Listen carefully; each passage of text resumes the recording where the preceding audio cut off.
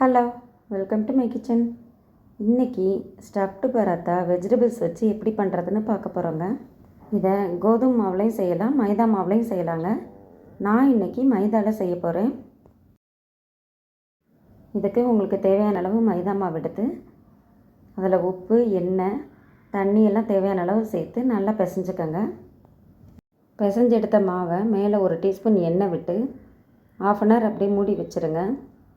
இது 1/2 மணி நேரம் ஊறிச்சுன்னா நல்லா சாஃப்டாக இருக்குங்க. இப்போ இதுக்கு ஸ்டஃப் பண்ணுறதுக்கு தேவையான மசாலா எப்படி பண்ணுறதுன்னு பார்க்கலாங்க. இப்போ ஸ்டவ்வை ஆன் பண்ணி ஒரு கடாயை வச்சுக்கோங்க. அதில் கொஞ்சம் எண்ணெய் ஊற்றிக்கோங்க. 1 டீஸ்பூன் சோம்பு போட்டு தாளிச்சுக்கோங்க. இப்போ இதில் ஒரு வெங்காயத்தை பொடி பொடியாக நறுக்கி சேர்த்து வதக்கிக்கோங்க. இப்போ இது கூடவே கொஞ்சம் கேரட்டு, பீன்ஸு, காலிஃப்ளவர் எல்லாமே பொடி பொடியாக நறுக்கி இதில் சேர்த்துக்கோங்க. சேர்த்து நல்லா வதக்கி விட்டுருங்க. வதங்கினதுக்கப்புறம் கொஞ்சமாக தண்ணி ஊற்றிக்கோங்க. அது நல்லா வேகட்டும். அதுக்கு தேவையான அளவு உப்பு சேர்த்துக்கோங்க. கொஞ்சம் மிளகாத்தூளும் 1/2 டீஸ்பூன் மஞ்சத்தூளும் சேர்த்துக்கோங்க. இப்போ இதில் கொஞ்சம் கரம் மசாலா தூள் சேர்த்துக்கோங்க. இப்போ பாருங்கள், தண்ணியெல்லாம் வற்றி நல்லா வெந்திருக்கு.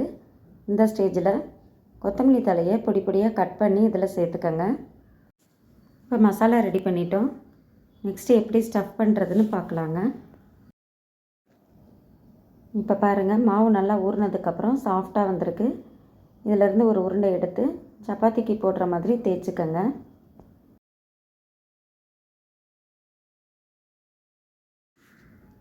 இப்போ மாவை இது மாதிரி தேய்ச்சிட்டு நம்ம செஞ்சு வச்சுருக்க மசாலாவை சென்டரில் வச்சுருங்க.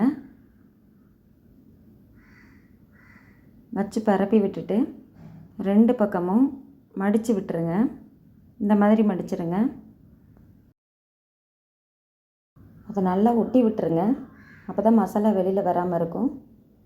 இப்போ இது மாதிரி 4 பக்கமும் நல்லா மடித்து விட்டுட்டு திரும்பவும் தேய்ச்சிருங்க.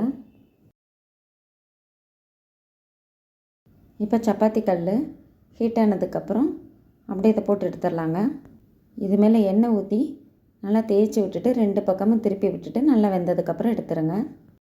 அவ்வளோதாங்க, இது செஞ்சு முடிச்சிட்டோம். இந்த வீடியோ பிடிச்சிருந்தா ஒரு லைக் போடுங்க, மற்றவங்களுக்கும் ஷேர் பண்ணுங்கள். இது வரைக்கும் இந்த வீடியோவை பார்த்ததுக்கு ரொம்ப நன்றி.